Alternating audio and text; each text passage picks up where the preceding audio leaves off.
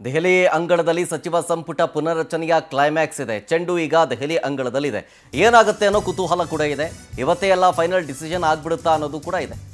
ರಾಹುಲ್ ಗಾಂಧಿ ಅವರೇನೋ green signal ಕೊಟ್ಟರು ಮೊನ್ನೆ.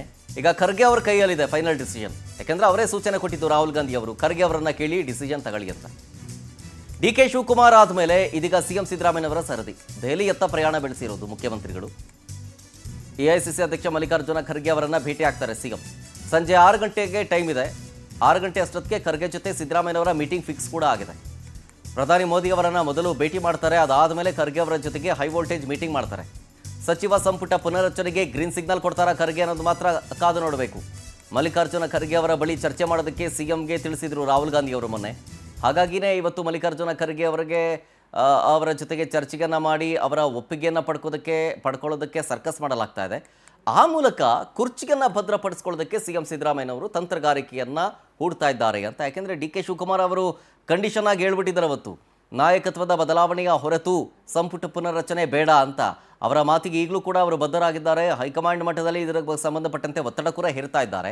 ಆದರೆ ಸಂಪುಟ ಪುನರ್ರಚನೆ ಆಗ್ಬಿಟ್ರೆ ಸಿದ್ದರಾಮಯ್ಯನವರ ನಾಯಕತ್ವದಲ್ಲಿ ಮತ್ತೆ ಅದು ಚೇಂಜ್ ಮಾಡೋದಕ್ಕೆ ಆಗೋದಿಲ್ಲ. ಇನ್ನೂ 2.5 ವರ್ಷ ಕಾಲ ಸಿಎಂ ಡಿ ಕೆ ಶಿವಕುಮಾರ್ ಅವರ ಕುರ್ಚಿಯ ಕನಸಾಗೆ ಉಳ್ಕೊಳ್ಳುತ್ತೆ. ಹಾಗಾಗಿ ಇದಾಗೋದಕ್ಕೆ ಬಿಡಬಾರ್ದು ಅನ್ನುವಂಥ ತಂತ್ರಗಾರಿಕೆ ನಡೀತಾ ಇದೆ ಅಂತ ರಾಜಕೀಯ ಪಡಸಾಲಿಯಲ್ಲಿ ಕೇಳಿ ಬರ್ತಾ ಇರೋ ಮಾತು. ಇದ್ರ ಬಗ್ಗೆ ಇನ್ನಷ್ಟು ಡೀಟೇಲ್ಸ್ ಕೇಳ್ತೀನಿ ನಮ್ಮ ಪ್ರತಿನಿಧಿ ಸಂತೋಷ್ ಹೊಸಾಳಿ ಹತ್ರ. ಸಂತೋಷ್, ಒಂದು ಕಡೆಗೆ ಸಿಎಂ ಡಿ ಕೆ ಶಿವಕುಮಾರ್ ಹೇಳ್ತಿದ್ದಾರೆ ನಾಯಕತ್ವ ಬದಲಾವಣೆಯ ಹೊರತು ಸಂಪುಟ ಪುನರ್ರಚನೆ ಬೇಡ ಅಂತ. ಈಗ ಖರ್ಗೆ ಅವರ ಒಪ್ಪಿಗೆ ಪಡ್ಕೊಳ್ಳೋದಕ್ಕೆ ಸಿದ್ದರಾಮಯ್ಯನವರು ಸರ್ಕಸ್ ಮಾಡ್ತಾ ಇದ್ದಾರೆ. ಇವತ್ತೇ ಫೈನಲ್ ಆಗೋ ಸಾಧ್ಯತೆ ಮೇಲ್ನೋಟಕ್ಕೆ ಕಂಡು ಬರ್ತಾ ಇದೆಯಾ ಅಥವಾ ಇನ್ನಷ್ಟು ಡ್ರ್ಯಾಗ್ ಆಗ್ಬೋದಾ ಇದು?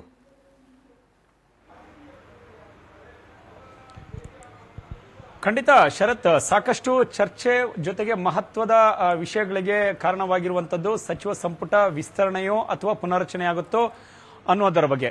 ಸಹಜವಾಗಿ 2 ವಿಚಾರಗಳನ್ನು ಇಲ್ಲಿ ಗಮನಿಸಬೇಕಾಗುತ್ತೆ ಶರತ್. ಸಚಿವ ಸಂಪುಟ ಪುನರ್ರಚನೆ ಆದ್ರೆ ಮುಖ್ಯಮಂತ್ರಿಗಳ ಬದಲಾವಣೆ ಆಗಬೇಕಾಗುತ್ತೆ.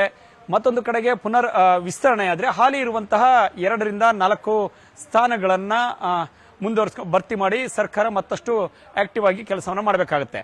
ಆದ್ರೆ ಪುನರ್ರಚನೆ ಆಗಂತ ಹೇಳಿದ್ರೆ ಮುಖ್ಯಮಂತ್ರಿಗಳನ್ನ ಬದಲಾಯಿಸದೆಯೂ ಕೂಡ ಕೆಲವೊಂದಿಷ್ಟು ಸಚಿವರುಗಳನ್ನ, ಹಾಲಿ ಸಚಿವರಾಗಿರುವಂತಹ ಪರ್ಫಾರ್ಮೆನ್ಸ್ ವೀಕ್ ಇರುವಂತಹ ಸಚಿವರುಗಳನ್ನ ತೆಗೆದುಹಾಕಿ ಕೆಲವೊಂದಿಷ್ಟು ಶಾಸಕರುಗಳನ್ನ ಸಚಿವರುಗಳನ್ನಾಗಿ ಮಾಡುವಂತಹ ಪ್ರಯತ್ನವನ್ನು ಮಾಡುವಂತದ್ದನ್ನು ಕೂಡ ನಿರೀಕ್ಷೆ ಮಾಡಬಹುದು. ಆದ್ರೆ ಮೊನ್ನೆಯ ಭೇಟಿಯಲ್ಲಿ ರಾಹುಲ್ ಗಾಂಧಿ ಅವರ ಭೇಟಿಯಲ್ಲಿ ಯಾವುದೇ ರೀತಿಯಾದಂತಹ ಮಾತುಕತೆಗಳು ನಡೆದಿಲ್ಲ. ಯಾವುದೇ ರೀತಿಯಾದಂತಹ ರಾಜ್ಯದ ವಿದ್ಯಮಾನಗಳಿದ್ರು ಕೂಡ ಅದನ್ನ ಅಧ್ಯಕ್ಷರ ಜೊತೆ ಮಾತುಕತೆಯನ್ನು ನಡೆಸಿ ಸಂಪೂರ್ಣ ಮಾಹಿತಿಗಳು ಇರುವಂತದ್ದು ಮಲ್ಲಿಕಾರ್ಜುನ್ ಖರ್ಗೆ ಅವರಿಗೆ ಅವರ ಜೊತೆ ಮಾತುಕತೆಯನ್ನು ನಡೆಸಿ ಅನ್ನುವಂಥದ್ದನ್ನ ಮಾತ್ರ ಹೇಳಲಾಗಿದೆ. ಯಾವುದೇ ರೀತಿಯಲ್ಲೂ ಕೂಡ ಗ್ರೀನ್ ಸಿಗ್ನಲ್ ನೀವು ಪುನರ್ರಚನೆಯನ್ನು ಮಾಡಿ ವಿಸ್ತರಣೆ ಮಾಡಿ ಇದ್ಯಾವುದು ಕೂಡ ಸದ್ಯಕ್ಕೆ ಮಾಹಿತಿಗಳು ಲಭ್ಯವಾಗಿಲ್ಲ. ಜೊತೆಗೆ ಇವತ್ತು ಸದ್ಯಕ್ಕೆ ಲಭ್ಯವಾಗ್ತಿರುವಂತಹ ಮಾಹಿತಿ ಅನ್ವಯ ಮಧ್ಯಾಹ್ನ 3 ಗಂಟೆಗೆ ಮಲ್ಲಿಕಾರ್ಜುನ್ ಖರ್ಗೆ ಅವರನ್ನ ಮುಖ್ಯಮಂತ್ರಿ ಸಿದ್ದರಾಮಯ್ಯ ಭೇಟಿಯಾಗುವಂತಹ ಸಾಧ್ಯತೆಗಳನ್ನ ನಿರೀಕ್ಷೆ ಮಾಡಬಹುದು.